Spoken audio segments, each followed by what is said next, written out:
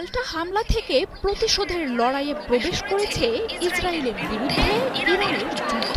Israel যতই বলুক ইরানের মিসাইল ক্ষমতা ধ্বংস করে দিচ্ছে তারা, তবে পরিস্থিতি ঠিক তার উল্টো।